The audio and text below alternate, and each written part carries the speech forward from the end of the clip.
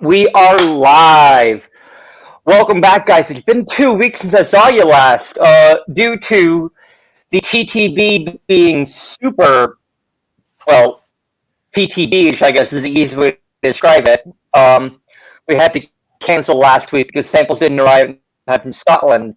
But thankfully, this week we're featuring a local distillery from Mendocino County, California. And I am a big proponent that California doesn't make good whiskey, but this may have changed. This is probably what's going to change my mind. Is this stuff that Crispin distills and Tamar makes at Mendocino Spirits and Tamar Distillers. So before I keep rambling on, why don't you all tell us a little about yourselves? Hey, thanks. Hey, Sam. Thanks for having us on, Sam. It's great to be here with you. And the rest of the world. And the rest of all of you. What Sam's got in front of him and what I've got behind me is some of, apparently some of the finest whiskey in the country, if not the world. And it's our great privilege to be able to make and purvey, even in small amounts, whiskey that's made the old-fashioned way. And this is a nice, clean double distillation and some nice wood. And it's something I know you're going to find a way to enjoy pretty quick.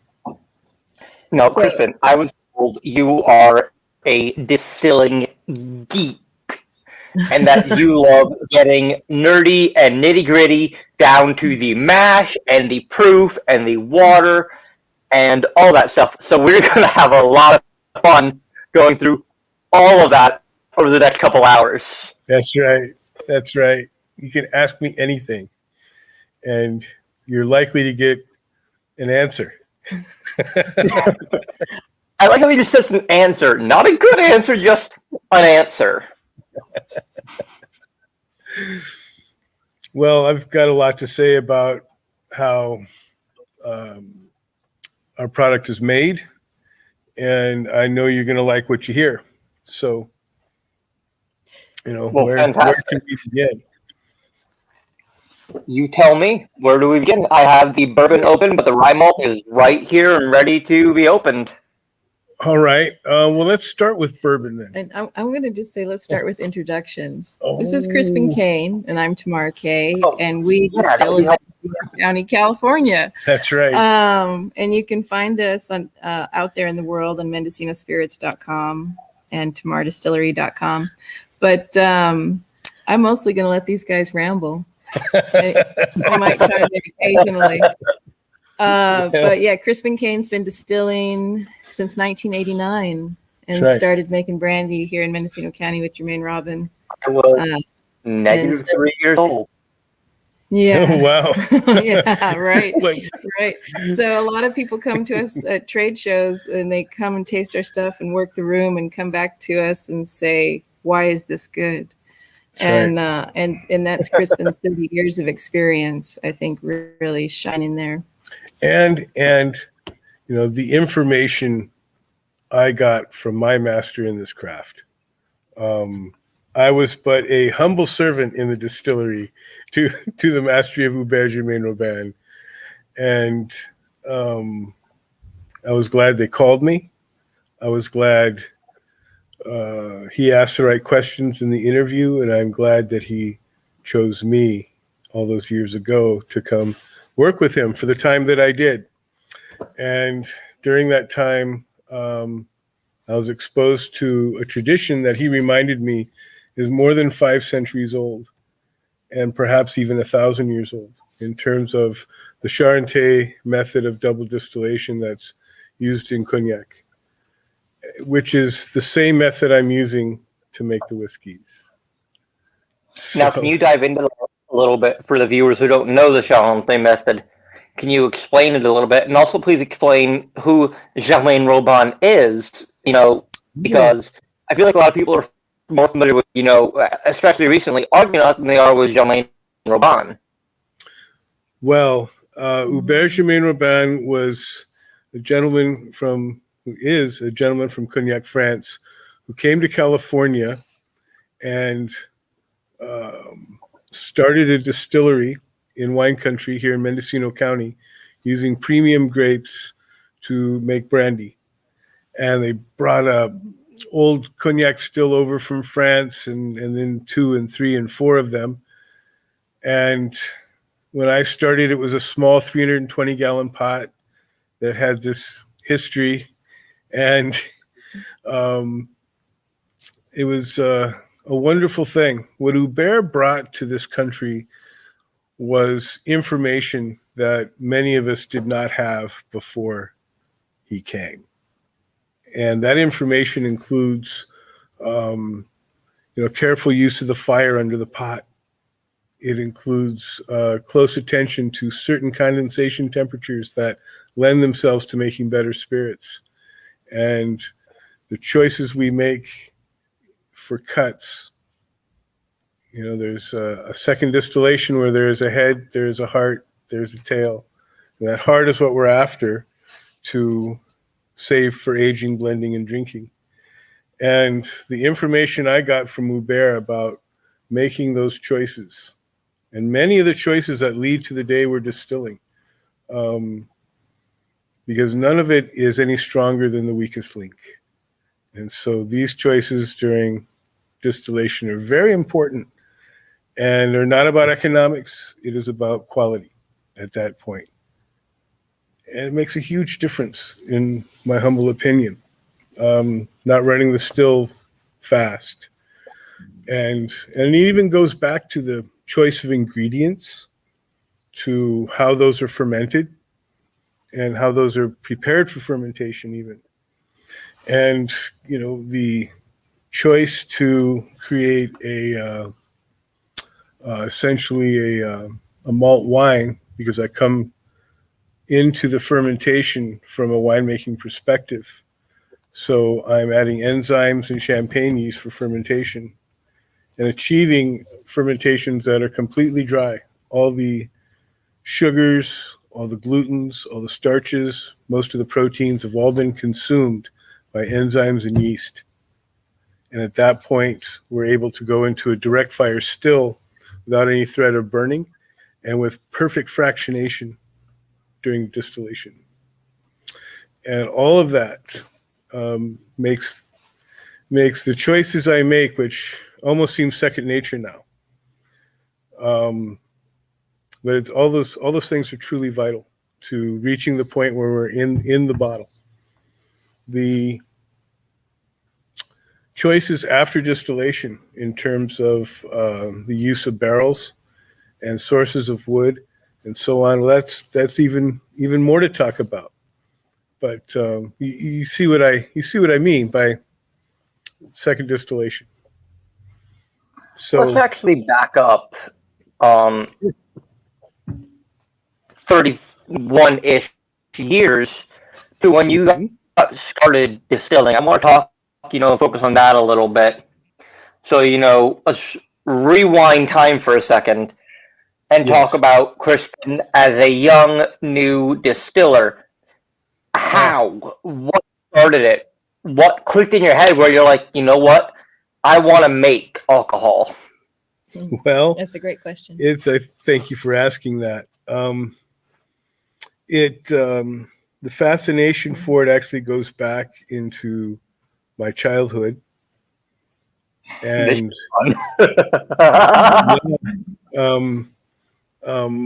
understanding there's this stuff that I'm not supposed to have that my grandfather used to make, and on and on. It was just this thing that sort of was on the back burner and on a low flame for a good portion of my young life, but was still there. So it was your grandparents that came from Ireland? Family that came from Ireland. My father's family brought with them various pieces of knowledge that included creating really fine spirits. And although I never got to see their operation because it closed before I was born, I did get some of that lore from my uncles, especially my Uncle Frank and some of my Uncle Ed. I had been working in wineries, making a longer story short. I started at a winery as a second job when I was living near Pleasanton, California, when Pleasanton was still a tiny town in the early 80s. And I was really then working for Cooper Laboratories and electronics assembly at a laser shop. And I took a job at Via Armando Winery, and I worked on the bottling line a bit, and then they needed someone to work in the cellar. And I kind of got the winemaking bug back then. And by 1985, I moved to Mendocino County to get more involved in winemaking. I just wanted to go to work at a winery and do this. It felt good. I could see my place in the universe, my calling in life. It was like that. It was like working at a winery during harvest time, and it's 12 or 16 hours, and you step out. You walked in the morning before the sun rose, and you step out to go home at night, and the stars are out. There were just times where I just felt totally at one with the universe in a special way. So, kind of reminds me of working behind a bar. We get there and sun's already down half the time. And then by the time we're asleep, the sun's just starting to come up, but we're already out cold. We're not home till 4 or 5 a.m. sometimes after working and bar closes at 2. We're not home till 3:30, 4, 5 in the morning.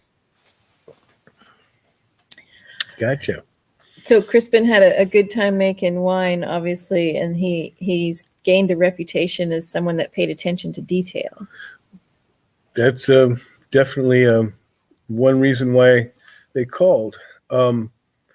I had been working at a winery that was called Hidden Cellars in Talmadge near Ukiah, California. They were vinifying wine for Jermaine Robin Brandy. Now, Jermaine Robin Brandy is and was this incredible, wonderful elixir.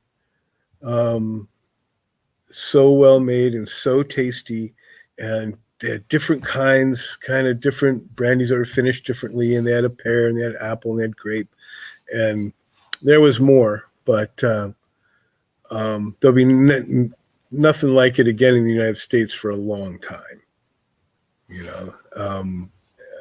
at least as we knew it. I mean, Hubert is retired, more or less, and God bless him and Carol very much and their family.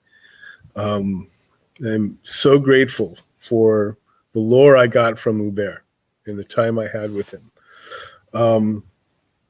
But I had been helping to manage a barrel fermentation of white wines back in this winery when that was still fashionable, and preparation of reds for bottling and that sort of thing in the winery. So I got a call one day asking if I would come interview for the job at the distillery, and I didn't believe the person on the other end of the line. It's this nice woman. And I say, who is this really? Okay. You're really calling me, and sure enough, they called a couple other people too, but I'm the one he gave it to that year, and for a few more and this and that. And there was some back and forth over the years, but done a lot of work for and with him and for their company. And it was intense, Sam, to work for Hubert and to have the responsibility involved. There were just the two of us in production back then. And I was expected to arrive at 3:45 in the morning to catch the still that had been going overnight very slowly. And that was a daunting thing. And I still wake up at 3:30 or 4 in the morning. It's just in there forever. So, question for you, Crispin. Ask me anything. You're talking about you and Hubert, just who you guys in production back then. How many, barrels were you turning out a week or, a month or whatever at that point in time? the distillation season, which you could go for 4 or 5 months in that 320 gallon still, we were filling to 310.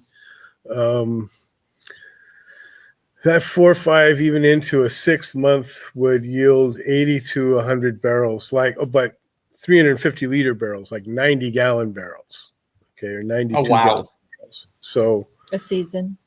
Yeah, season, back when it was a very small distillery, but we managed to produce quite a bit.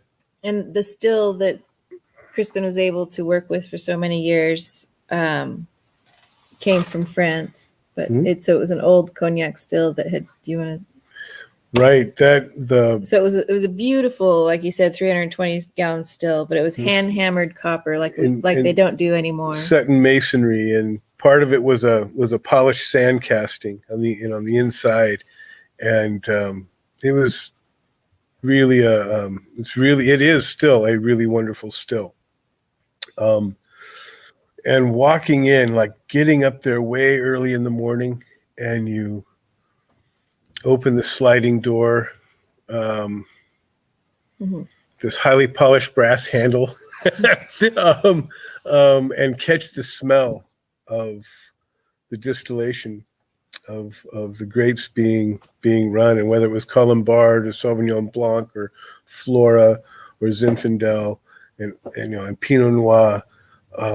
They had some of the finest grapes in this county go through that still, and it was absolutely a wonderful, wonderful experience that I'll never forget. And how could I? So the day came when I wanted to do my own projects, and I was very fortunate that they've had me in their distillery and let me use their equipment to make whiskey. And eventually I bought some of that equipment from them. As things have changed, I mean, Germain Urbain brandy is now being made by Ernest Gallo and Modesto, and things change. But what's changed for us is now that we've been making whiskey for just over a decade, we've got older spirits to share with the world, and what we can do with older spirits is pretty sweet. Yeah. And yeah, you can hold it up again and say that we're proud to be in the top 10 of American produced rye. Yeah. Now we're, and we've done really well with our bourbon too. I need a glass. Sam poured. You do need a glass. Yeah. I'm lagging here while I'm squawking. Okay. Really quickly, while you're pouring yourself a glass of whiskey, just want to welcome some of the people in the comment section. My friend Joe Van Nem from the Maryland, D.C. area.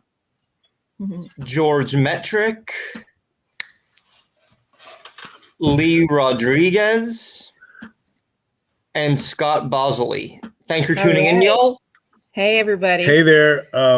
Scott Bozzoli is a neighbor here at the distillery. He lives just down the street. Yeah, he has the good fortune of living around the corner of the distillery. Yeah, so I want to say thank you, Scott, for coming to see me today at the distillery. And he got to take some special things home with him.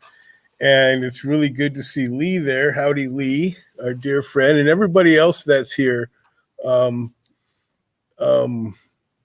thanks for joining us. Thanks for chiming in. Definitely. So Tamar and Crispin, you guys should actually be able to see on the right-hand side of your screen all the comments that are, coming through. Yep, we do. Yep. Yay. And Scott said this place is amazing. Yes, he did. This place is amazing. Yeah. Great people. We're super proud to be. How much did you pay him to say that? What did you bribe him with? This special stuff. What did you bribe him with? with the availability of good whiskey. There you go. We're super proud to be a part of the good stuff that's happening in Mendocino County. Yep. The whole county is really focused on integrity and deliciousness and on purpose. And amazing art. And amazing art. Yep. And so we've been distilling professionally now for a little over 15 years, and we're still at it. So we're thrilled to have the support of loyal people that help keep us going. Yep. Speaking of art, can you tell us a little about the label design for these bottles?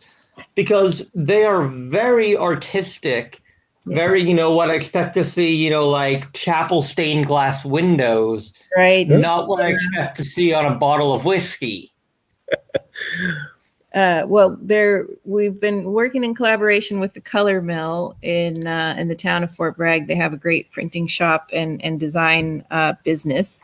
But we all fell in love together over whiskey. Yeah, our dear friends Aspen and Jeremy Logan, who run the Color Mill in Fort Bragg. There is a local kind of group that started for the love of our bourbon called the Mendocino Bourbon Group. And when the world was opened up and running like it has been, we'd get together twice a year for good times and good whiskey. And they joined us for a dinner that we had did at the Albion River Inn. Albion River Inn. And at that moment, Jeremy said, "I'd love to do a label with you." And I said, "Put a pin in that, because we're going to come back around to that." So we had already had aspirations to do something beautiful and unique. And time passed, and our opportunity, reached our dreams, and we were able to contract with them to do with the bourbon label was the first label. Yep. And do you want to talk about the inspiration for the art?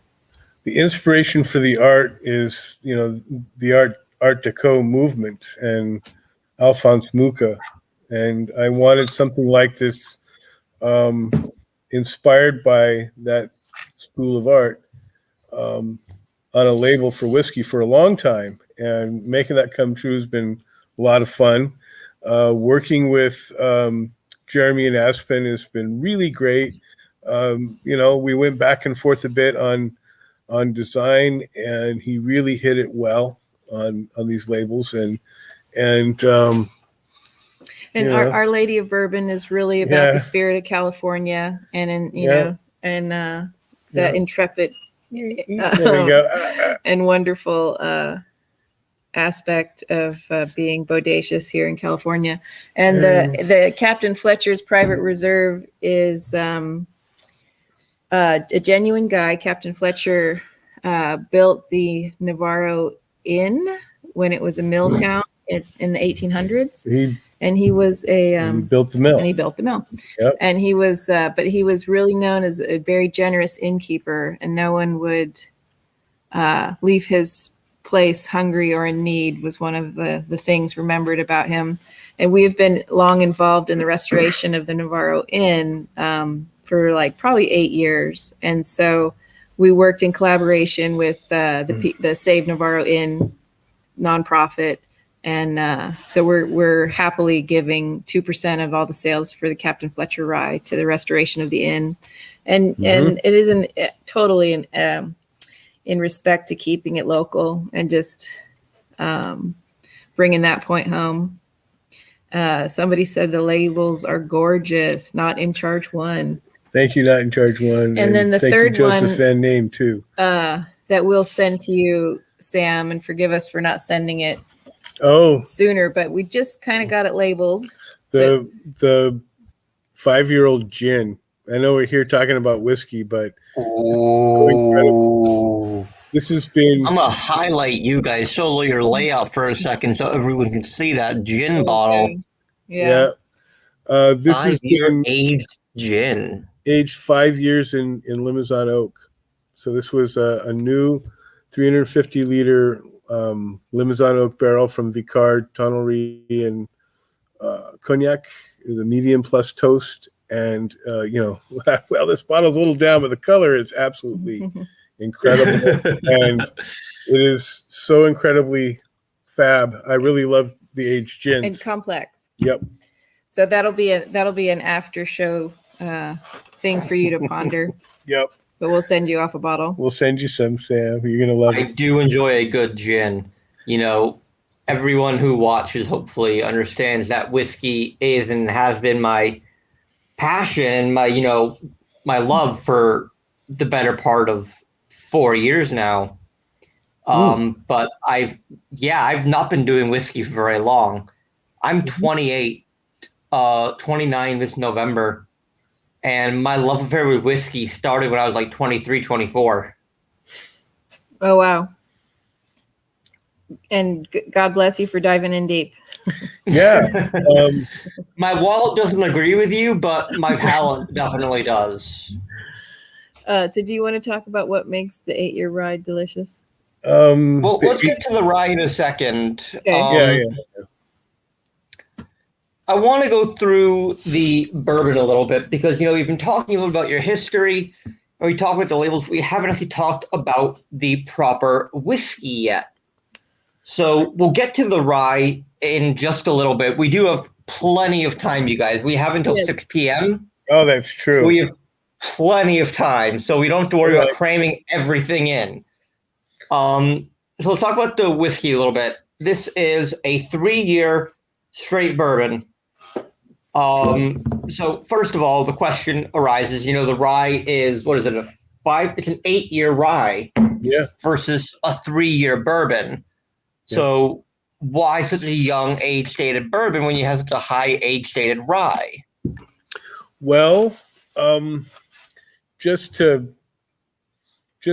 give you a little background on my releases, I have released this very same rye made in 2012 when it was 2 years old. And it was well reviewed. Ultimate Spirits Challenge gave it a 94, and it was the number 8 rye in Ultimate Spirits Challenge in 2017. But I've released 2-year-old bourbon as well. I'm getting away with releasing younger spirit because of factors in distillation. And people enjoy it, and the critics have reviewed it well, and it's performed well in competition. And we are holding on to bourbon, so we will have an older bourbon eventually. Oh, yes. But I would say that the Low Gap Bourbon that went out was pretty sought after. And so there just wasn't a whole lot that was left around. And so we started distilling again. Mm-hmm. And so we've had 3-year bourbon for a while, and eventually there will be I don't know, 5 or 8 years. I've got my oldest bourbon right now I've got in barrels is 5 years old. How many barrels you got of it? I have 11 barrels of that. And I have it's coming. Yeah. It's coming. We've been distilling whiskey since 2008. Is that right? 2009? Yeah, 2000. Yeah, maybe 2009. Yeah. And we started with the wheat, and so I don't know, 2010. Yeah. 2010 we started distilling whiskey. So in the terms of whiskey distillation, we still are baby whiskey makers. And the cellar's just starting to get old enough to have the kind of complexity that we really want. Though I think the bourbon, it's made from corn and rye and barley, this bourbon you have in your hand. And it's chocolatey. It is chocolatey, and that I'm glad to hear you say that, because this is a huge compliment to this distiller for someone to recognize the chocolatey character. That chocolatey character started in the fermentation and was captured at distillation. And if I had taken a larger heart, taken more tail into it, we would have lost the chocolatey character for whatever reason. And if I had turned the fire up too high, we would have lost the chocolatey character. If I had condensed it at a temperature too warm, we would have lost the chocolatey character. And we like the chocolatey character. So I really want to thank you for seeing that. It was actually the first thing I noticed about this bourbon when I tried it for the first time. As you can see, I haven't had a whole lot of it because I wanted to make sure I had plenty to chat with. Yeah. But when I tried it for the first time, straight off on that neck pour, chocolate, like right in the face.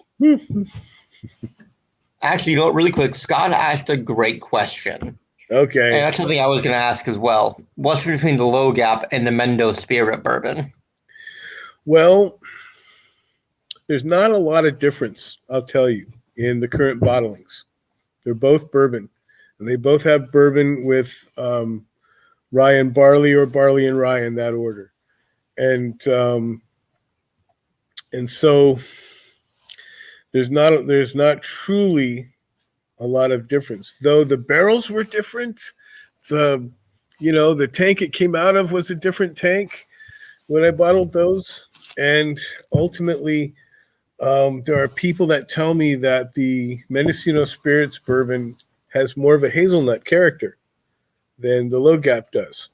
That's one thing I've heard people say three times. So I'm going with it. I think it's the lady on the label.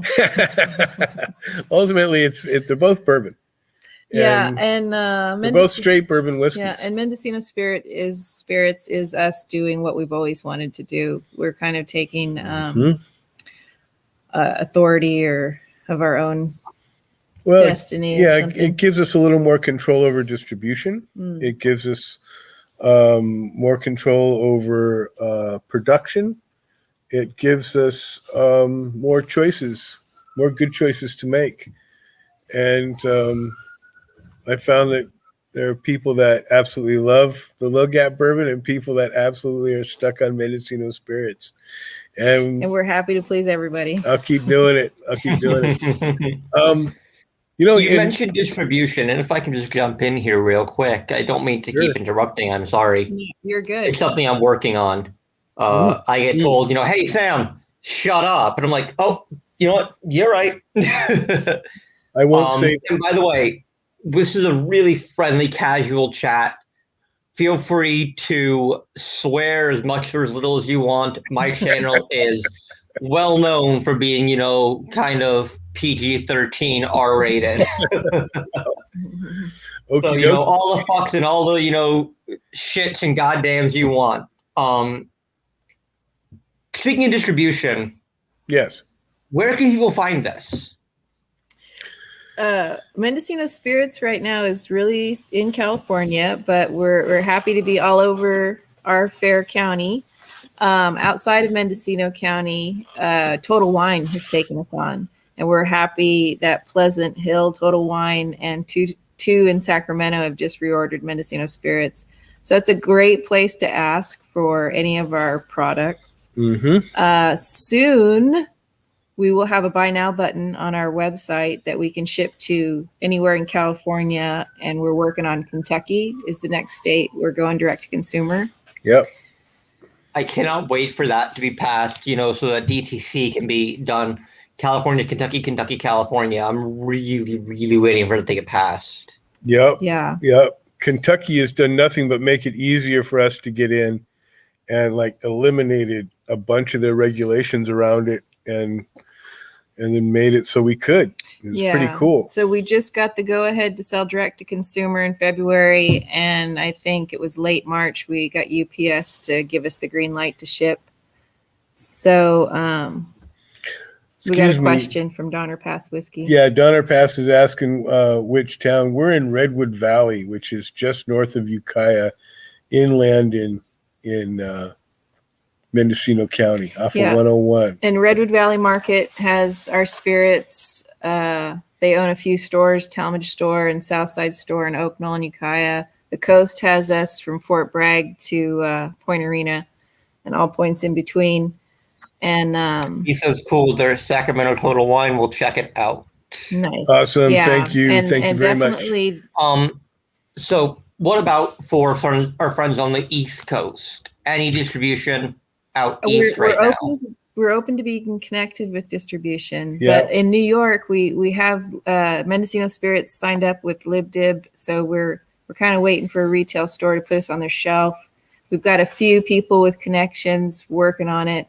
But the more people ask for it, the faster we'll get on the shelf, because we can walk in and tell them we're delicious all day long. And ultimately, Sam, we've released these new products, these new labels in the last year during this whole COVID thing. Yes. So we haven't been able to travel to New York or Orlando or any of those places we'd love to take these bottles. But hey, you know what, Crispin? I feel the same way. This came out April 7th, 2020. Right. Yeah. Yeah. I'm glad people are snapping it up for you. But I sold 2,000 copies, and I am so thankful. Yeah. That's great. Brand new author just shared his whiskey passion, sold 2K copies, you know. But we're not here to talk about me, because I can talk all day about the book. Well, we have 2 hours, so we can give you some time. And if if there weren't writers reflecting on stuff like whiskey, then the rest of us would just be, sitting in a dusty cellar with a still. I swear. Our friend Vlad, by the way, just commented and saying you can find Low Gap also on Flaviar. Oh, yeah. Hey, thank you, Vlad. Yeah, absolutely. Many of our products are out there to be found, but the Mendocino Spirit specifically is just getting out there. And what I was saying is, amazingly, even though we haven't traveled to New York, we have had enough interest to generate that connection through LibDib, and so we're poised and ready to be taken on. But we have had a food blogger. Her Instagram and Facebook is Feed Me 518. She fell in love with the Low Gap Bourbon and has fallen in love with the Mendocino Spirits as well, and our Russell Henry Gin, and is really talking up a storm to all the bartenders she knows. So we recently been connected with the Maison Premier restaurant. Maison Premier. Yeah, in New York. And they really love our spirits. So we've got really amazing people enthusiastically rooting for us. So we're ready to take those calls and orders. Yep, absolutely. Well, that's fantastic. So circling back to the actual liquid in the bottle and, in the glass. Yeah. What is the mash on here? You said it is corn, rye, malted barley. Are you willing to disclose the percentages? I am about 65% corn and 20% malted rye and 15% malted barley. Now, that's a really interesting thing. Thank you for telling us that, because I don't see a lot of malted rye. What are the benefits of using malted rye versus regular rye, for instance? And I know, there are different, types of rye, like there's different types of corn and different types of wheat, and of course different types of barley. But what's the benefits to using malted rye versus unmalted rye? Well, we have to talk about why are we malting grain in the first place? What's the purpose? So the purpose of malting grain is to transform the starches inside the grain into fermentable sugar. And by doing that and then mixing it with warm water and adding yeast, it has created its own enzymes, and it has created its own maltose and other sugars, and the yeast and the enzymes go and transform that into alcohol and carbon dioxide. And that alcohol is what we're extracting when we distill. So malting means we've taken the plain ordinary grain and we have soaked it in water for several days usually. And then the grain is separated from the water and the grain is laid out on a malting floor where it sprouts. And then, longer story short, the sprouts get run through a kiln, an oven. And that further creates, the heat creates more sugars out of the starches and kills any growth in the grain and sterilizes the whole thing from all other microbes. Then it goes through a mill and gets cracked. And then ideally you'd put it in hot water and a certain temperature, and it extracts all the yummies out of the toasted grain and creates this brown liquid that looks like ale or some kind of stout or beer or something. And then you ferment that. The flavor that's created by sprouting and toasting is part of what we're after. And if we didn't do that, we'd have rye without those characters. And we'd have to find those toasty characters strictly from wood. And that's doable. I mean, there's plenty of respectable whiskeys that are made that way by taking unmalted grain and cracking that and then cooking that in hot water of a specific temperature for so long, and that transforms the starches into fermentable sugar without the toasting, without the sprouting. It's just one way to go about what's called sacrification, or the making of sugars, to have something to ferment. And it's just that simple. So the wonderful flavors that come from malted grains, whether it's malted corn or malted barley or malted rye, and so on, and malted wheat, because we've made whiskey from malted wheat as well, I think they're really wonderful flavors. It's things that I personally like a lot. And I probably like the flavor of whiskey more than the overall effect of it in the long run. I mean, we only get, so many drinks when then we're impaired, but enjoying the flavors with it and enjoying the flavors with certain food, or maybe with a nice cigar or something. It's amazing. We've enjoyed many years of whiskey pairing dinners. Whiskey pairing dinners. No, please go ahead. I was just going to agree with you. Oh yes, yeah. But we started with cocktail pairing dinners with our dear friends Caitlin and Hulis, and Hulis C Nation is our mixologist in our midst. And they had a restaurant. They had a restaurant, so we did that for a bit, and life goes on and evolves. And we did 5 years of whiskey pairing dinners with the Little River Inn, doing 5-course dinners. Yeah, and mixed with cabaret, and that was a lot of fun. Live entertainment. But so we've had a lot of good experiences pairing straight whiskeys and even the clear whiskey. There's a lot out there that can be enjoyed without totally getting trashed, and so just having it be delicious and intensely good is very satisfying. Yeah. Life is too short for. My apologies. Not a great night's sleep. It's all right.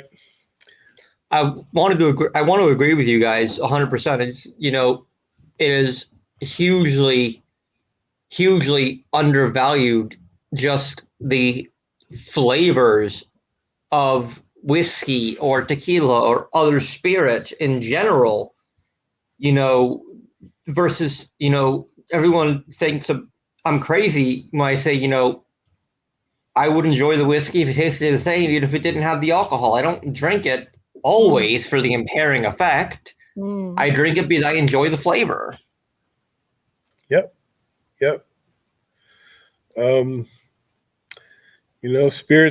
Spirits and wine and that sort of thing with me has to pass the nose test. It doesn't smell good. I don't want to put it past my lips. But give me 1 second. Sorry, my doggy is trapped in the studio and he wants to go out. Now's our chance to say anything. What was I saying?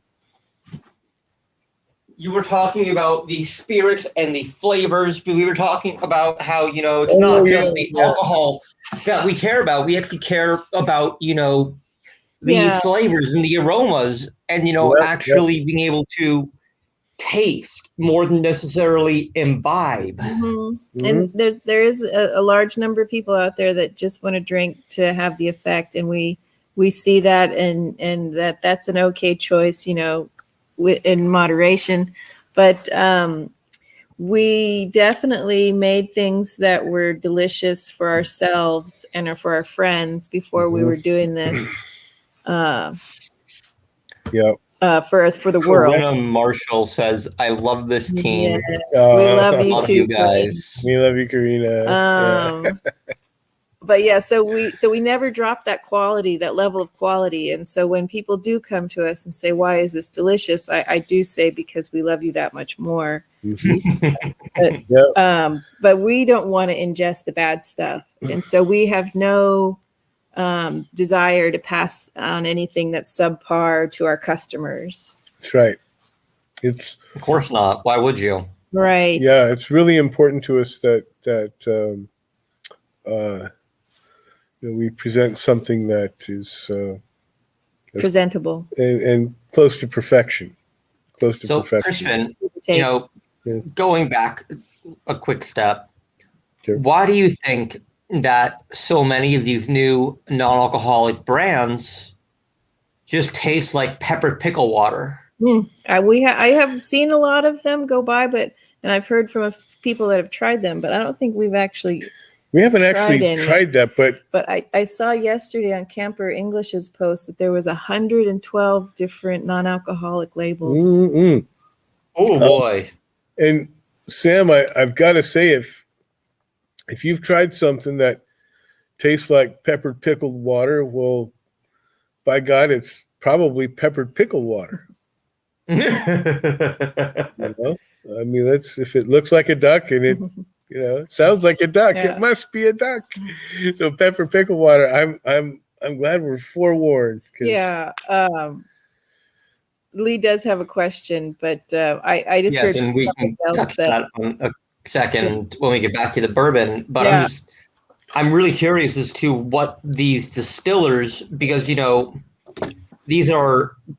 they're distilling, but they're distilling away all the booze. They're distilling it down to like nothing, no ABV, which my limited understanding of distillation, I get lost there. I'm just trying to understand and figure out, where they're losing this flavor. It's a mystery to me as well. Was there any alcohol in what they've got in the first place? You see, there may have never been any alcohol. Are they really distilling? They could be. They could be distilling things in water. Because we've made hydrosol, like with herbs and water. We've distilled lavender and lemon balm and things like that in water in a copper pot. And so made essential oil and this water that's flavored like the stuff in the pot. But we have no idea what those people are doing or what they're thinking. No, it's so mysterious to me. It's like I'm so geared towards doing what I do and making good alcohol. Of course. I thought maybe you might have an insight. No. But you can make a great mocktail with various different ingredients. You don't got all that trouble. You can just have the rub. So jumping into Lee's comment here, he asked, "How is a pot still bourbon different from a column still bourbon?" The short answer, Lee, is in the names pot still or column still. A column still is a continuous still, commonly attributed to the Irishman Aeneas Coffey, who was actually a tax excise man, and it's continuous distillation. Each time you hit a new plate, you're redistilling and redistilling and redistilling, and they're very, very tall, versus a pot still, which is more of a batch distillation process. Correct me, please, Crispin, if I'm wrong. You're like 98% there, I would have to say. That what happens in the reflux column is every time it encounters one of those plates with the hole in it and it's got to work its way around the inverted copper cup and the plate or whatever it is, it's another opportunity for water to condense out of the steam that's been created in the pot. And whenever that water condenses, then more alcohol vapors are allowed to pass towards a condenser. And this is why a column still in one pass can make high-proof spirits. And, I was taught negative things about column stills, but, good spirits can be made by a good distiller in a pot still or a column still. I take advantage of the choices a pot still gives me, and it's different when you're using a column still. It isn't quite the same. And so now I'm not saying it's better or it's worse. but it just so happens that pot stills make some of the finest spirits in the world. You look at cognac. And Armagnac. Well, Armagnac's actually using Yeah, column still? they're one of the first to use a column still back when. And there's so many reasons to use a column still. They're economical. They can make, in the right hands, they can make good high proof spirits. Ultimately, what's the difference between them? Well, big production spirits are also made in a column still. And there's choices being made around big production spirits that keeps it economical and keeps those things at, a price at $20 or less. And those aren't choices I'm making in production. And it's just the way it is. So, I could have chosen to go into big production. I had job offers from big production at one point. And I'm sure I would have had to move to Kentucky, but I'm sure life could have been different if I look at it that way. But I stuck with the pot still. I'm a champion of the pot still. I know how to use a pot still really well, and I'd much rather. So, You want to talk about the copper? Yeah, we could talk about copper. Being able to use a direct fire still. Most column stills don't have fire under them. They're heated with electricity, or they're heated with charged steam or hot water. Most column stills are a copper pot set in a water bath. That water bath is heated. And I've used a small column still, and I was really surprised at how precise we could get with it, how precise in terms of temperatures and such. I can't say they're not well made. I can just say my preference is such that I'll never give up using a pot still. It's, when you're distilling and the pot's running, there's a certain rhythm to it. And it's kind of like the joy of riding a bike, when you finally have caught your balance and you learn how to ride a bike. If you all ride a bike, it just feels good. And you can't help but do it right. Once you get it, you find this balance, you find this place, and the wheels turn or whatever is happening. And I feel that way with distillation. It feels good when it's happening. It feels good when it's going well. And it just seems to groove with me in a special way. Yeah. Can you talk about the benefits of using copper when distilling, and why it's so common for people who might not know, or might know a little bit about the reason why copper is so important and copper contact is found to be so important when distilling, especially distilling whiskey? Copper is this magical thing, and without it, the world as we know it would not be. Copper changes things in incredible ways, and many different things. I mean, electricity can pass through it, and heat's able to pass through it, and it's so malleable. It's common on this planet.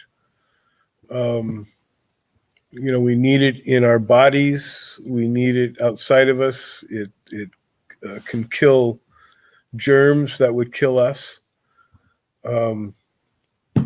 It's an incredible magical element, period. And that's the first thing to know. The ideas behind distillation and the practice of distillation is as old as the various Bronze Ages and Copper Ages, if not older. And there's argument that distillation happened in ceramics and glass before it happened in copper. But no one really knows. What we know is that, let's see, the Chinese look at ancestral mezcal. Mezcal is so often distilled, these ancestrals are so often distilled in these clay pots in small batches. We've been to Oaxaca and we've seen that happening, and it's really incredible. Copper. So when talking about fermentation, I said it's really important that we ferment to dryness. We get all the starches and glutens and sugars consumed. And by doing that, there's a certain amount of acidity created.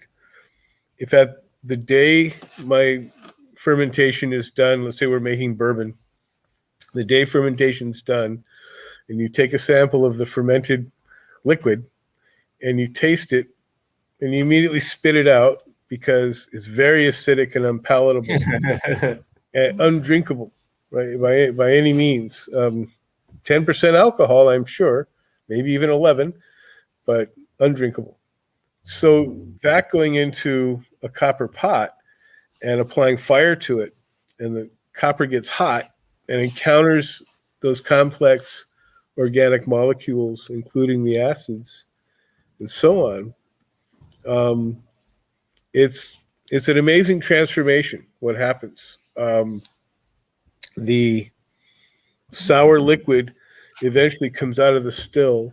The sour, murky thing comes out of the still, clear, like rainwater, and almost sweet. And so it goes from one end of the flavor spectrum all the way to the other when we've extracted all the yummy stuff. And copper allows us to do that. Copper, at that point, is acting as a catalyst and has changed the entire spectrum of experience with that very liquid. Without copper, there's things that don't happen. There's things on a chemical and molecular level that aren't happening. Distillation can still happen in glass or stainless steel or whatever. But going back to it and looking at all the finest spirits in the world, wherever they're from, there's a copper pot involved. And that has to be. Thank you. That is a beautifully... It's a fantastically nerdy answer, which is exactly what I want. I try to be, prosy and nice. No, it's a fucking nerdy answer. That's the kind of shit I love. It's the kind of shit that got me to where I'm at, is talking about things from a nerdy perspective. You're going, well, why does this work, but this doesn't? And if this doesn't work, then why does this other thing work? And if this other thing works, then shouldn't this thing work that you said doesn't work? I don't have any specific examples. I'm just speaking in general.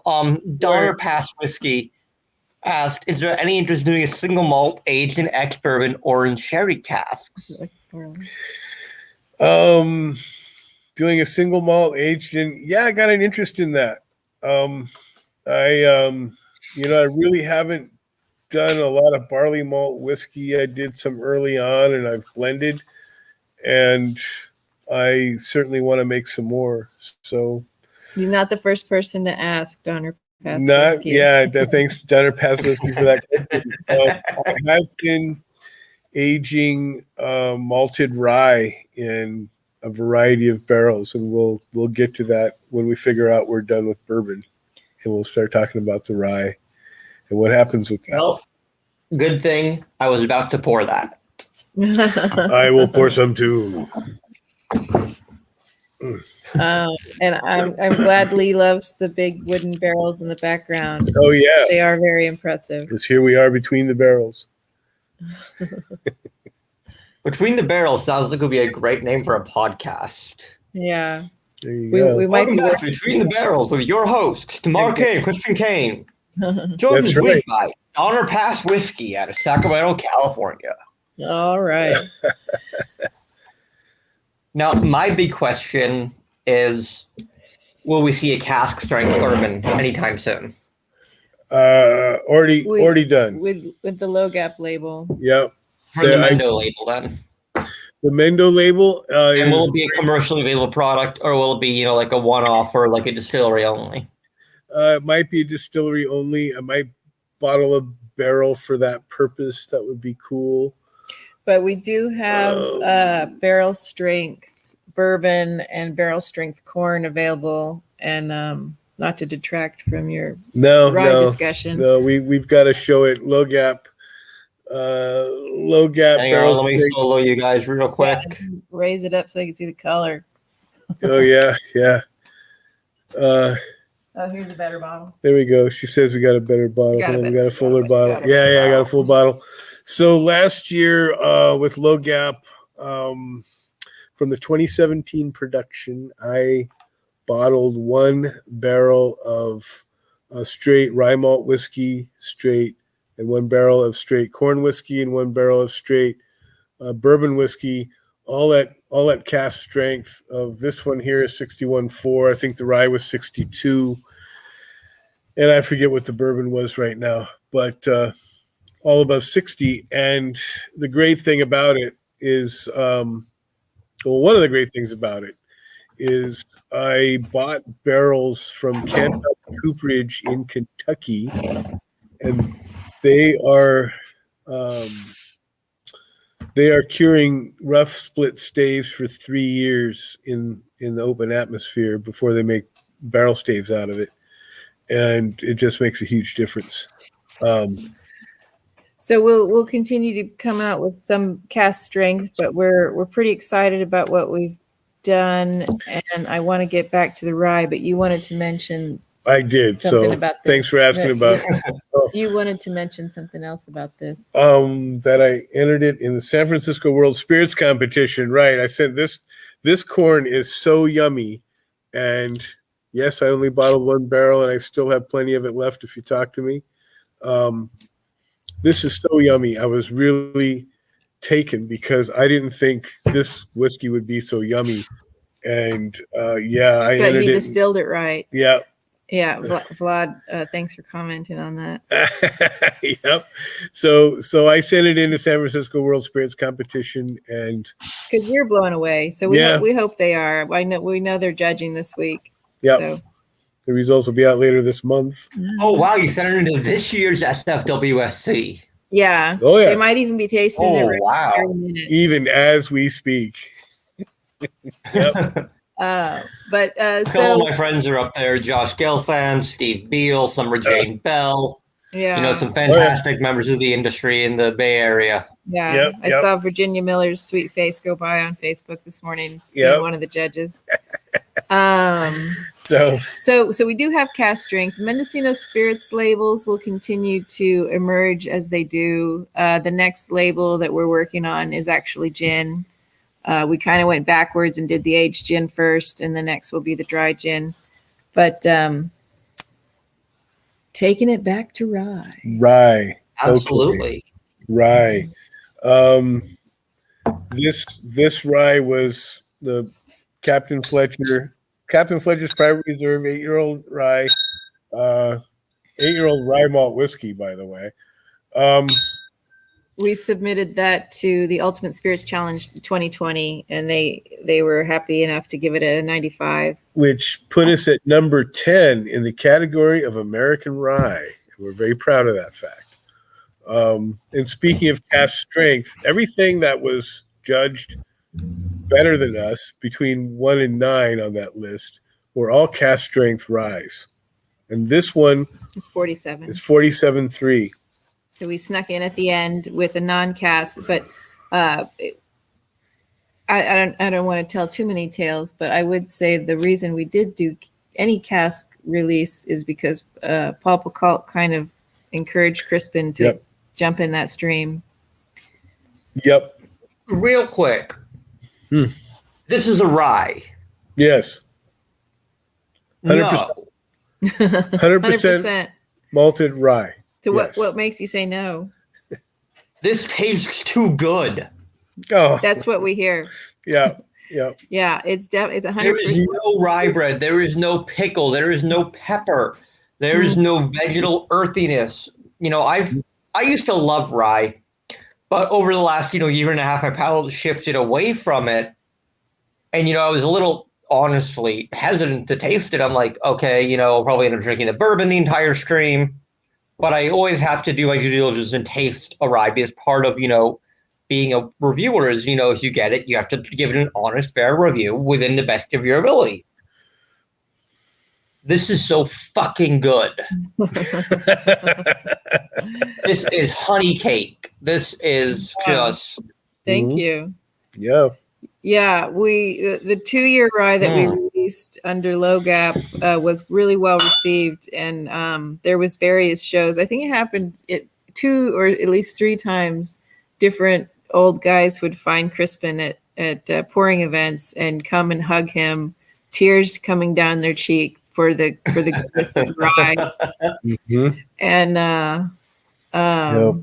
so we really are appreciative of how well received the rye has been. But we've heard it before that this is really delicious.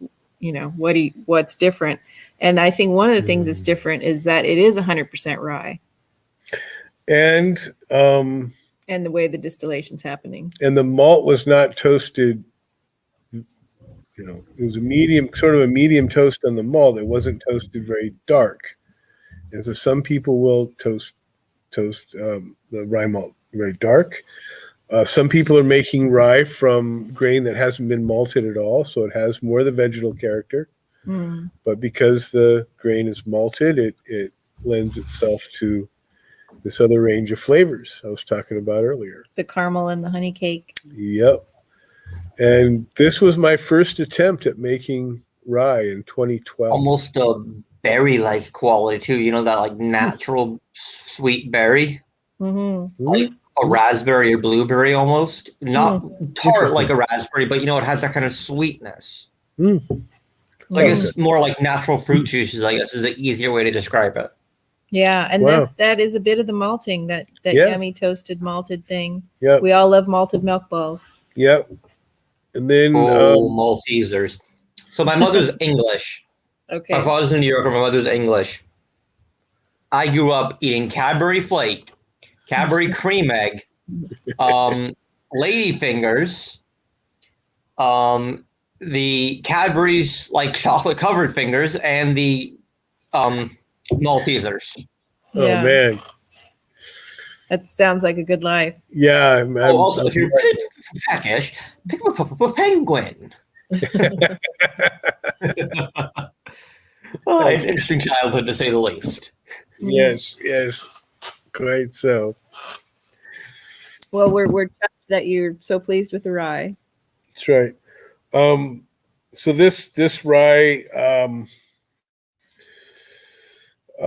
aged it in barrels from independent Stave, relatively inexpensive barrels for that matter, and 53 gallon. Yeah, 53-gallon American white oak, chart on the inside. So 2 years. Well, I asked for number 3, and I find number 3s vary from maker to maker. Number 2s and number 3s vary. So it's one of them things. At 2 years, I unified more than 30 barrels of this rye and bottled a lot of it at 2 years old, and it did really well. We'd been bottling for some time when the day ended and there was 250 gallons left in the tank, and I decided to stop bottling and put it back into barrels at that point. And it was, I think it was like 43%. It was 86 proof. And so I bought reconditioned cognac barrels. It was barrels that were probably 100 years old, and they had been cleaned up, and they shaved the inside and toasted it a little, and replaced any damaged head staves or any staves, put new hoops on it, and sold it. And this was Vicard and Cognac, and we have a broker in Northern California, so we put rye in the barrels, and we put 250 gallons away and let it sit for another 6 years. and we recovered 191 gallons out of the 250 after Wow. what's, by math, a reasonable and expected amount of evaporation. So, Time makes a sauce richer. yes, and that evaporation, that transpiration through the staves concentrates flavor. A little more water went away than alcohol, so our alcohol content went up a little bit. It came out at 47.3% alcohol. And once we got it out of the barrel, I didn't do anything else to it. I didn't cold stabilize it. Didn't filter it. I put it through a fine screen before it went in the filler when we were bottling, but no filtration and no other water or spirits addition at all. Just how it came out of the barrel was really wonderful. And, the great news is that later this year, we'll bottle the 8-year-old that we made in 2013. And we'll probably keep a barrel of it and let it get to be 12 years old. So there'll be more 8-year rye to come. There's more 8-year rye to come. There's only 450 bottles of the Mendocino Spirits out there. Yep. So it's delicious and precious. Yep. That's true. That's so little. It's so little. It is. Yo, this is fantastic. Thank you. Glad you like it. I was telling, I think I was talking to Donner Pass. Mm-hmm. Yes, he was talking about how gorgeous the labels are. We were chatting in the comment section, and I quipped back saying they're gorgeous. It's like something I'd expect to find at the Sistine Chapel. Right. And I mean that in the most respectful, sincere way possible. Yeah, These absolutely. labels are just so elegant. Yeah. And, the figures Crispin. on them, your Bourbon Lady and then Captain Fletcher. It's just, they could easily, be saints. It could easily be something like, Crispin was in church one day and he saw, this Saint Fletcher or whatever and decided, I want to make a whiskey with his face on it. Right. The artist is actually taken from a picture of Captain Fletcher himself, and he was a real person. Yep. But You mentioned that, yeah. Crispin's dad does make stained glass, so he has a history of art appreciation. Yeah, my father's been making stained glass windows and panels and so on for as long as I can remember. So. I swear I didn't even know. Yeah. But it shines through, and we're really pleased. We kind of, we all worked really hard on that first bourbon label together, and then we set Jeremy off, and we gave him a little bit of feedback on the other labels, but we've really honed in on our brand pretty well, I think. Yep. There's more to come. Yeah, and whiskey keeps bringing our team together. It's kind of an amazing thing what's happening with the folks we're working with. Speaking of your team, how big is the actual distillery and distillery staff as well? That since we're on that topic of size now, and just so we understand, how, for lack of a better term, craft you two really are. We are in, our stuff is on about 1,700, maybe 2,000 square feet of space. And we have one 420-gallon pot still from cognac that's set up that we've got licensed. We have another one just like it in a crate, waiting for us to get a little bigger. And I think I've got... we have an operations staff of 5 people. Yeah, there's myself and my son in production. And Tamar comes in and helps occasionally, but she's really marketing and management. And then Caitlin Reel is our operations manager. She helps me make sure, and she's the last word on the books and monthly reports and all that kind of stuff. And so and Hulis. And Hulis is our mixologist. That's right. And so Caitlin and Hulis are and would married. be brand rep when he's not in New Mexico. That's right. And then we also have a great marketing team that we've developed, and it's like 8 people plus us. It's 10. Yeah. And so in the last year, while we've all been hunkered down, we've really been gathering our army of marketing associates. But basically, when it comes down to day to day, what happens in the cellar, my eldest son Dylan is with me 2 weeks out of the month, and he's helping care for his grandparents every other week. So I get him every other week. He used to be full time. He's been with us for almost 10 years, and Wow. And so I can count on him. He's, both my sons have worked for us. Devin has gone to do other projects, and Dylan and I are still at it. So we're very mom and poppy. Yep, very much family operation. And we've got an eye towards growth, but we're happy to maintain the level of quality that we have been producing. Yep. I see the quality that you guys have put out so far, just with only having tasted these two. And Crispin, you were messaging me earlier today, speaking about, our friend Aaron McCoy, who actually I gave a call after you messaged me. I had almost no recollection of meeting you last year, because last year was such a mess and a blur. Because the book was just getting ready to launch, and I had just turned it in, and Aaron was like, "Come meet this distiller friend of mine. Come meet this distiller friend of mine." So please accept my apologies for not remembering, by the way. Oh, that's okay. Life is blur sometimes. It was big and noisy and busy at Silver Lake Wine and Spirits. By the way, I just want to put it out there that if you're in LA, if you're in Glendale, stop by Silver Lake Wine and Spirits. George Cassette and his team are awesome people, and they tend to keep our stuff on the shelf.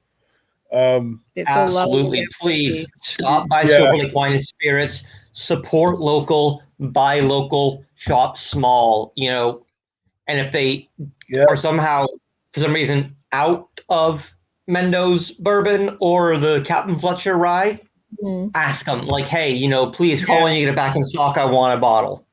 Yeah, Silver Lake has the Low Gap, and they have the Russell Henry gin, which we also make. And I'll come back around on the Mendocino Spirits labeling with George, but he was sticking with what he had while the world was shutting down. But God bless him, he's been ordering. And back a year ago, it was the first weekend in February in 2020 that I was down there doing the tasting. Yeah, it was his last sales appearance before the world's closed. And the shop was packed, and we said a few things to each other, and Aaron introduced us, and it was just a flash. And you tried it and you liked it. I remember that. And well, that's good. Yeah.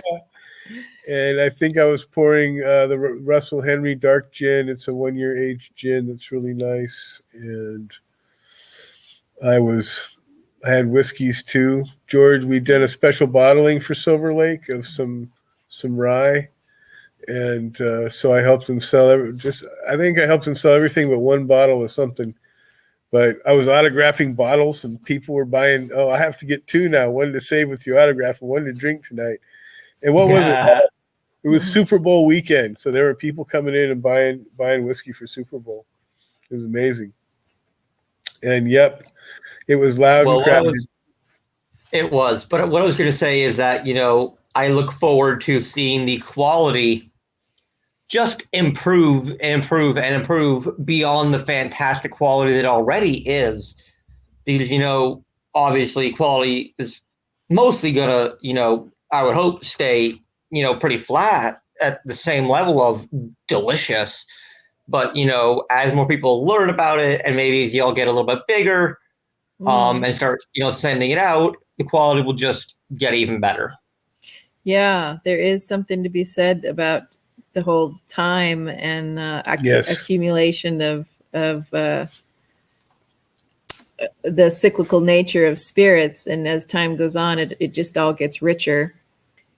And we definitely have a lot of different blends, and we find that there are rye people and there are bourbon people, and there are some people that really are enjoying like the rye wheat blend.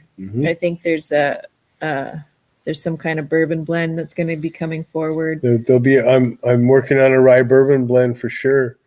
70% rye, 20% bourbon, and the other 10% is small amounts of corn and barley and wheat that we've distilled in previous years. Well, thank you, Lee. He says sipping Mendocino Spirit Rye, like sipping liquid gold. Lee's right. When you're I right, think Lee's a friend of yours. Lee is a friend of ours. We might know him. We're excited that he's excited. Yeah. That's fantastic. No, friends, newcomers. It's always a great feeling when someone tries something that you put your heart and your soul into and appreciates and respects and even more so likes it. Mm-hmm. Yeah. I know when I first started messing around with cocktails, I created a cocktail, a very unusual cocktail with rye whiskey and Jägermeister. Mm-hmm. And people hear Jaeger and they're like, ew, no. And I'm like, trust me, try it. And I think I've only had one person say, I still don't like it, but it's not as bad as I thought it was going to be. Right. It's always good to be surprised. Well, it sounds interesting. Lee and his sweet partner, Christine, came into our lives because they had moved to Ukiah and they had found Low Gap whiskey in San Francisco after having moved to Ukiah. And they're like, what's going on here? This is from Ukiah. How could this be? And then eventually, because the town's so small, we all met at a tasting at the Grace Hudson Museum in Ukiah. And just became fast friends. And we're so glad they're in our county. Yeah. Donner Pass Whiskey wants to ask about Jepson brand. I was about to put that up. Yeah. Oh, let me pull a question comment up. He said, do you remember Jepson Brandy that was just north of Hopland on the 101? Love that stuff and the sparkling wine they made. I think the people who were doing it sold and they don't make it anymore. I don't know. I think they're still distilling there. What happened is Jepson sold and now it's called Jackson Keys. And I believe there was a couple of really wonderful people distilling there. I haven't tried the product lately. But I think they're still doing it. But they do have a beautiful facility still there. Yep. Yeah, not in Hardwater Discovery. Not in charge one says Hardwater Discovery. Not in charge Hardwater. Man, Hardwater is such a dope bar. Yeah, we love it. And the first time we went down there, it was to do a sales or a training for the staff. Yeah, staff training. Yeah. And we walked in and saw that our Low Gap was right in the middle of the bar, like right above head height. Yeah. First thing you see, and we're like, oh, wow, that's love. Yeah. But they had a flight of different California distilleries, and everybody kept picking the Low Gap corn barley blend as the favorite. And they're like, what's going on? Let's have these folks come in. And we talked to about 25 people about how great we are. Yeah. I was at Hardwater about 2 years ago now, just before Whiskeys of the World. And I'm going there for a bite to eat and maybe a drink or two. And in walk Eric Grenier from Jack Daniels, Steve Beam, some Limestone Branch. Yeah. I'm pretty sure Dan Garrison walked in, and I'm just like, is this a spot? Like, is every distiller and brand rep going to walk in here before Whiskeys of the World? Yeah, might as well. Might as well. Yeah. I mean, it's right off the Embarcadero, too, so. Yeah. Yep. Is that Pier 3? Down there somewhere. Yeah, like Pier 3. Oh, yeah. Pier 3. They love us and we love them. Their snacks are good. Whiskey's good. And we're real proud to be part of their part of their family. You know, Donner, you mentioned alembic pot still. He said good to know about the name change. They had a unique alembic they bought from the Cognac region of France.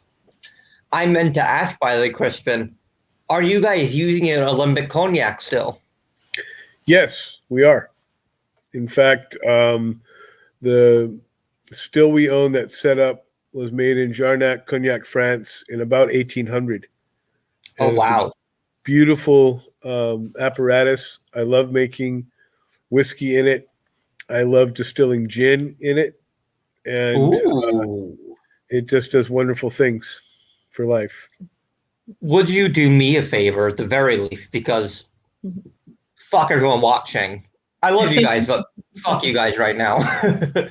I kid, mostly. And explain the benefits and differences in terms of, well, also what benefit, but the differences in final product between a regular copper pot versus an alembic copper pot. Say that question one more time. Somehow I missed a little bit. It's fine. I might be an idiot. No, ask me again. Can you explain the differences in, distillation methods and, how the final product comes out between an alembic copper pot still versus a regular copper pot still? Okay. So alembic is what stupid thing did I say? No. You haven't said anything stupid. But it's a broader question than that, really.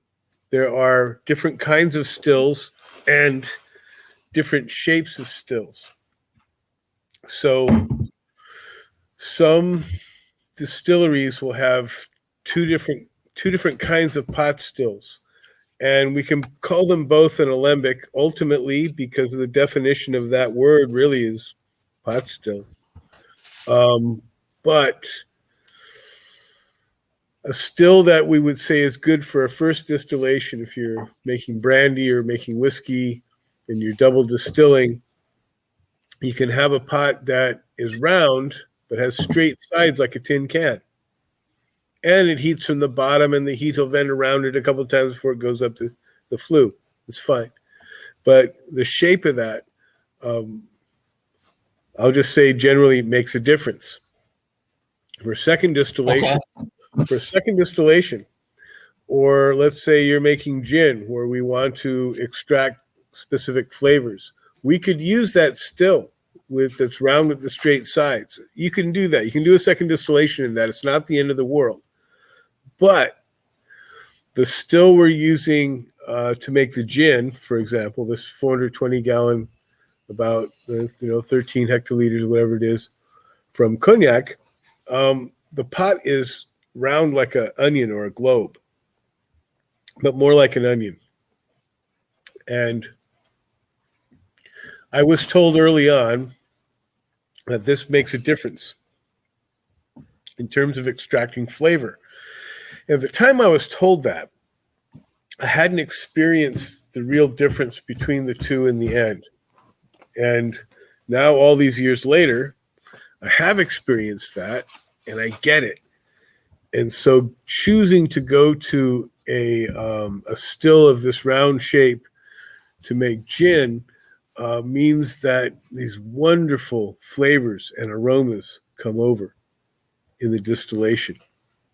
And as wonderful as it all is, it still comes down to the choices made during distillation, and especially when do we decide to stop collecting spirit from a gin distillation? When do we call it quits? And what motivates that decision?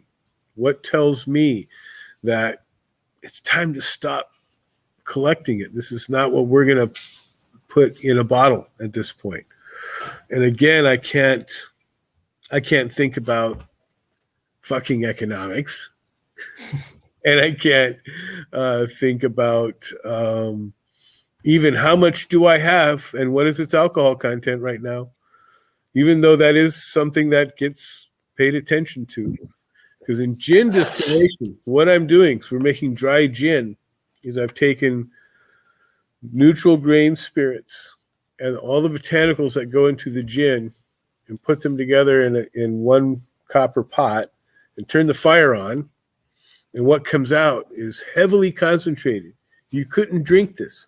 It's in this, high in alcohol. It's like, 70, 75, 77% alcohol and heavily flavored. And we're expected to blend this with more neutral grain spirits to finish gin. And this is dry gin.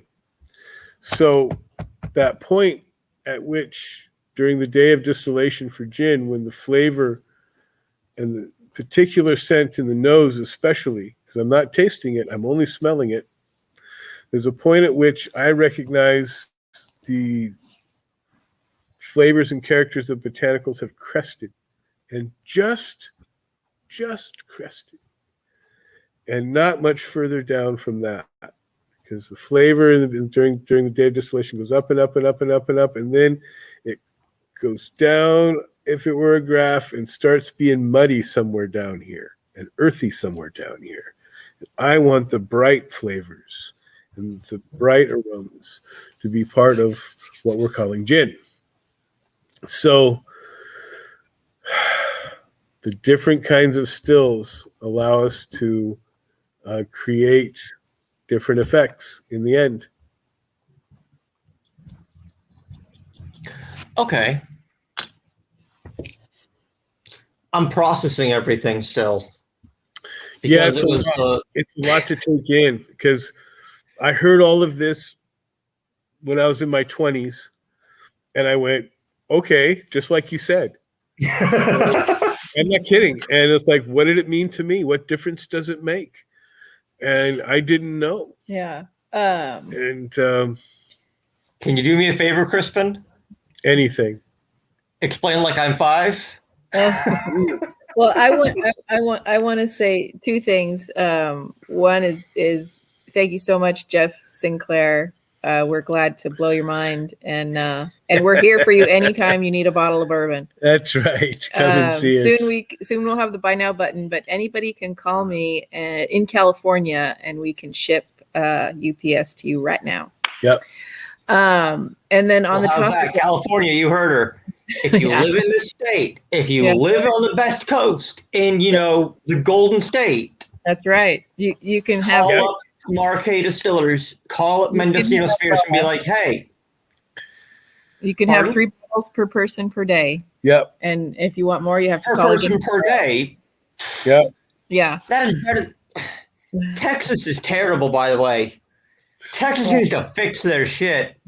2 bottles per person per month per distillery. Oh my goodness! Ouch. What's that? There's no point to even getting licensed to do it. I thought everything was big in Texas. Yeah. You can only buy 2 bottles per person per month at one per distillery. So if I go to, distillery A in Austin, Texas, I can only buy 2 bottles from there.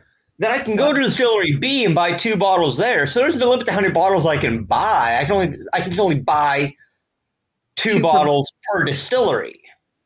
Wow, that's interesting. So I'm sorry about that, Texas. But if you're lucky enough to live in California, and just said for a ride, Jeff, I'm sure they'll ship you a ride too. Yeah, gin, whiskey, and various other delicious things. Stuff. It's still got malted wheat whiskey. Speaking of other delicious things, just real quick, I have a super random, off the cuff, back of my mind question that just popped up. Have you ever tried making a Fernet? No.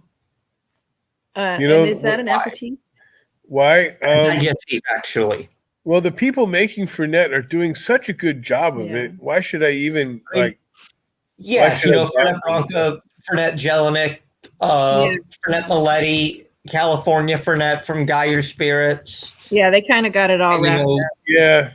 And but there's always room for another one, in my opinion. I do love a good Fernet. Well, there's a few distilleries around here in Mendocino County, and we've had some people say, are you going to make rum? And our answer is Solomon Turner's doing a great job of that. He's Yeah. already making They're not too far from not us. too far from us. That's right.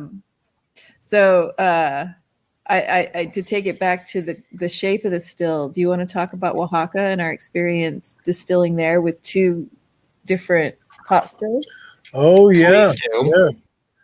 So 11 years ago, we went to Los Oaxaca. Danzantes. Los Danzantes Distillery in Oaxaca, and it was an incredible experience. They have a 5-star restaurant in Old Oaxaca, and just the whole thing between the mezcal they're making and the food, the whole experience in Oaxaca was really incredible. But we were sent down there to distill with them one day, and Yeah. so were they were the same kind of size, but they were different shapes. The same size, different shape. So kind of ahead of us went a 400-liter still made in Portugal by a company called Hoga. And again, this is a round pot, okay? And they had a similar size still with the straight sides. And we both distilled mezcal side by side. And I'm telling you, the conditions were not optimal. It was at about 6,000 feet in elevation, maybe 6,300 feet, I think it is. Outdoors. The place where we were did not smell good at all because of the distillery necessarily. It was other things around the distillery in the area where it was at. So without elaborating on that, But it was a hot day, and we were set up outside with no real. Our condenser was there, but there was no water temperature control. Yeah, there was no real fire control. Right. It was all really primitive. We would chill condensing water down to 38 degrees before it goes into our condenser. Here, the condenser water was 75 degrees. Right, and maybe there was a dial flame, but there was no dial. There was no gauge. There was no gauge on the adjustment for the gas. So we were flying blind. And I had them bring in ice to chill my condenser, and it helped. They laughed at us, but they did it. They laughed, but it helped. They thought that we were, and one of their people tripped over our. Oh, it was primitive. They, tripped over our flame thing, our burner. Yeah, and knocked the valve, and I could not even guess where it was exactly before that. So everything was working against us. It was 11 hours of distillation, and so wow. The following day, okay, well, we produced 5% more distillate than they did, but they're still at the straight sides. And that was okay. I mean, that's how it is. The next day, they come and find we're staying at this hotel thing, this B&B sort of thing in Old Oaxaca. Old place with the central courtyard and a little fountain and stuff. And they come to our door. He's having fun memories. Yeah, they come to our door and they knock on the door. And here is, I forget their names now. Forgive me. It's been too long. But here they are, the two of them, this man and this woman, great people. They had this serious look on their face. And they had a sample bottle of the stuff they distilled and a sample bottle of what we distilled. And they came into the room. We want you to try this. We had glasses and we poured some. And I tasted them. And I said, both of these are great. And they said, we're going down the street to this taqueria where the chef is this Zapotec guy that we know. We trust his opinion. And we're going to see what he says. And so... You're making me nervous, Crispin. I know. They were nervous too because this chef comes to the table, blind taste him on the mezcals, and he pointed to theirs and said, this stuff here is pretty good, but this one, he pointed to mine, this is primo. Wow. And so we actually showed up and made a better mezcal. And it had to do with the shape of the still, and pay attention to the fire underneath it, and trying to have the condenser cold enough, and that kind of thing. Because it all makes a big difference, but the condenser water is huge. It is. Condensing at the right temperature. You have to make the huge. dewdrops. Yep. It's part of the magic. Yep. Well, as we start to wind down here, we have a few minutes left. Not quite ready to go yet. Yeah. I do want to thank you. About 20 left. I do want to, thank you guys for joining me on today. We got to nerd out a little bit, and we got to go into some shit that was really fun that I don't get to talk about very often. I often do try and make this show and this channel approachable for the beginner, obviously, thus, part of it is the book. And, if you're interested, anyone who's watching and getting a copy of the book, it is Beginner's Guide to Whiskey.com, and that's scrolling across the bottom right now in a little ticker. And what is your website, guys, so that I can scroll that across the bottom so people can go and they can reach out to you to get a hold of some bottles if they're in California? MendocinoSpirits.com.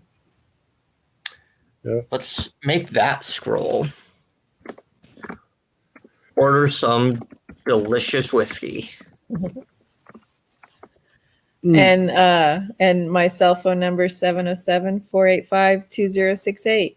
Yep. Don't be shy. Call Tamar. You can get some. That's 465. 707-485-2068. Mendocinospirits.com. We're hoping for a May release for our buy now button. Yep. You can't quite order it online yet, but it's getting closer. But we can ship UPS, and we have a Square account that we can take your money. Yep. So ring us up. We'll make it so. We'll ship it to you by UPS, and you'll love it. One thing I want to say is we've talked a lot about making this stuff and drinking it, and I've mentioned the use of my nose during production and aging, but I encourage everyone to spend time smelling good spirits before they drink them, and even smelling the glass once it's down to a little bit. It's always really wonderful as part of the whole. So spend time smelling it before you drink it, and drinking it will be all the better. Funny story, or not so much funny, but what I think is a really unique and fun story. Vegas, November 2019, I was there for the WSET 3 in spirits. It was one of the first courses that they were offering. Myself and several other industry professionals and colleagues were there, including my friend Raj Savrawal, who took the class and passed. I sadly did not, but I will beat it, and I will conquer it, and I will have my WSET 3, but that's another story. So the last day of class happened to fall on my birthday, November 9th. That was the final exam. So later that evening, I went out for a couple of drinks with Raj and one of his business partners. And they put a glass in front of me, an empty Glencairn, and they said, "What was in here? Tell us what was in here, and you can have anything you want from our portfolio on the menu." And I'm like, oh, geez, okay. This is going to be an impossible test. And the Glencairn was completely empty. Like this, there was less in there than this. Like it was empty. They've been sitting empty for a while. Like there's still drops in this one. So I'm nosing it, and I'm trying to agitate whatever ethanol concentrates are left in the glass by shaking it and stirring it around, and I'm smelling it, and I'm like, unpeated Isla in a sherry cask. And they're just like, how the hell did you do that? And to this day, I have no fucking clue how I knew it was an unpeated Isla from a sherry cask. Yeah, you opened up and took your best guess, and by gum, you were right. Like, is it a Highland? No, it's not a Highlands. And then I'm like, unpeated Isla, because there's that, briny iodine characteristic, and I somehow got it right. It's awesome. Excellent. You know, Yeah. I've only been able to do that one other time. My friend put a glass in front of me, blind, to show off to the new bartender. He said, "What is this?" Bro, really? What? It's Henry McKenna. He's like, "How did you do that?" He just happened to be one of my favorite bourbons. Nice. So Yeah, yes. and Crispin's After your compliment. point, Crispin. Yeah, but Crispin's compliment to you about the chocolate is absolutely something. When you said when Very you astute. gave us that feedback in the email, I read it out loud to him, and he was like, he gets it. That means he knows his stuff. And so not everybody comes back with those notes that Crispin agrees with. So high marks to you. That's right. Well, thank you. Honest to God, I am just a whiskey nerd. I've been fortunate to be able to work in this industry and get to talk about whiskey professionally and write about it professionally and drink it professionally.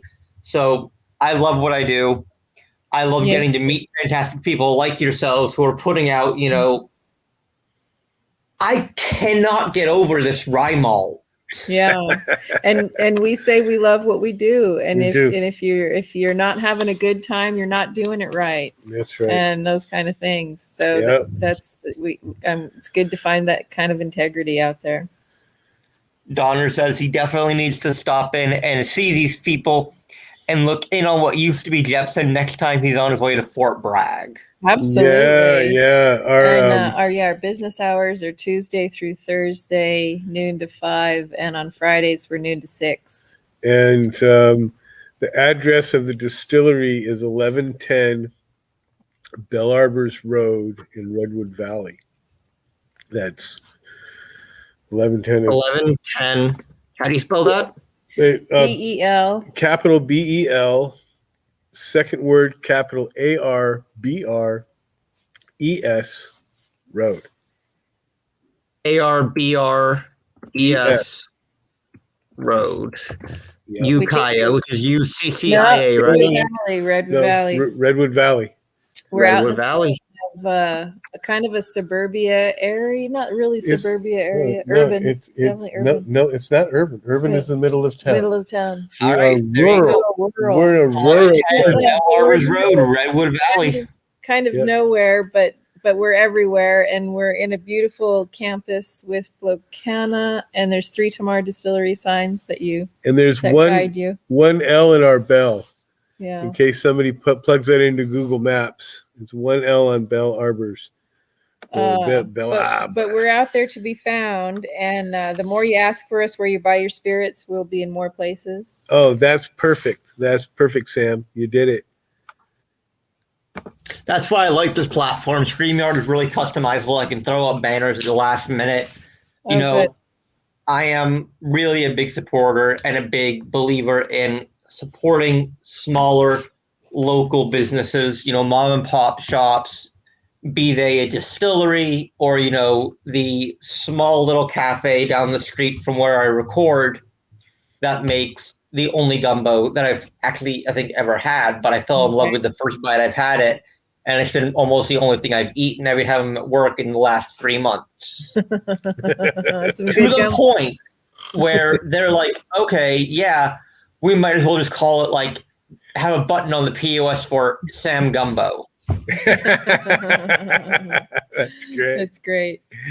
Ain't nothing like good gumbo. That's for sure.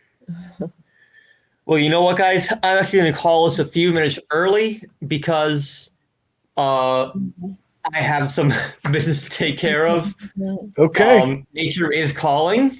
Okay. Yeah. Well, you know, there We've is that covered a about lot of it. ground, Yeah. and we're glad to be here with you, Sam. Yeah, and we've certainly developed a rapport. yeah, and we can do this again in the near future and talk about gin. Yeah, thanks. We'll do it in person, hopefully in the near There future. you go. Yeah, we should. There are good ships and there are wood ships and there are ships that sail the sea, but the best ships are friendships and may they always be.